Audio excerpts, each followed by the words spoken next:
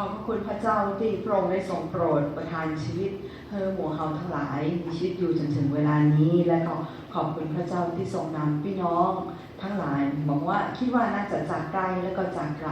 ที่ได้มีโอกาสมานมัสการพระเจ้าด้วยกันมีโอกาสได้มา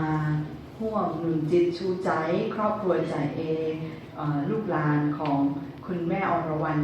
ในค่ำคืนวันนี้ขอบคุณพระเจ้าที่พี่น้องอยู่เหนือชีวิตของพี่น้องในการดีที่พี่น้องได้กระทำต่อครอบครัวนี้ด้วยความเชื่อของป้าอรวรรณซึ่งเชื่อวางใจในพระเยซูคริสต์เจ้าผู้สัญญาว่าพระองค์จะปิดมาฮับ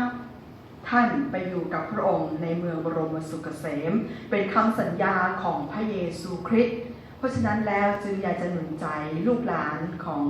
คุณแม่อรวรรณว่าไม่ต้องเป็นห่วงกังวลใจว่าชีวิตของเปิ้ลจะเป็นจะใดนับแต่ตั้งแต่ที่เปิ้ลจากโลกนี้ไปนับแต่ที่ลมหายใจพรากไปจากชีวิตของเปิ้ลเพราะว่าพระเจ้าได้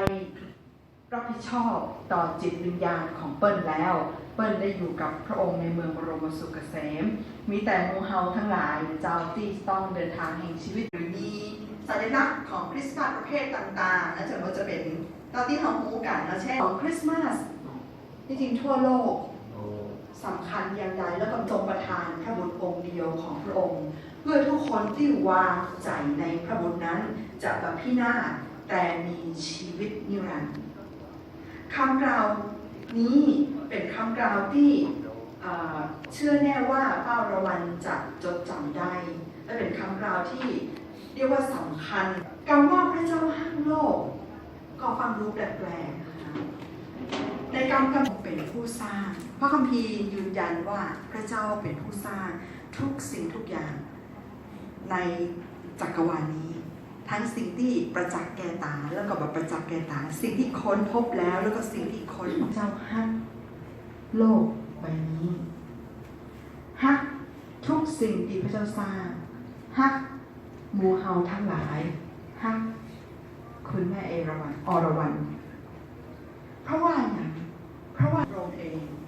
สิ่งที่ปั้นสิ่งที่แต่งสิ่งที่ใส่ลมปราณของพระองค์เองด้วยมือของพระองค์เองและมีชีวิตของพระองค์เข้าในชีวิตในร่างกายที่เป็นที่พระองค์ทรงสร้างนี้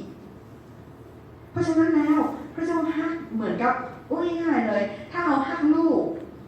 พอมีลูกเขาย่อมฮักลูกพ่อแม่ของเรานี้ค่ะเขาจะเห็นเลยว่าเด็กอะเหมือนพ่อบางมุมก็เหมือนแม่บางมุมก็เหมือนทั้งพ่อทั้งแม่บางมุมก็เหมือนเป็นทั้งปู่ย่าตายายเขามีสิ่งต่างๆเหล่านี้ในขณะที่สัตว์ไม่มีสัตว์เป็นสิ่งที่พระเจ้าทรงสร้างต้นไม้เป็นสิ่งที่พระเจ้าทรงสร้าง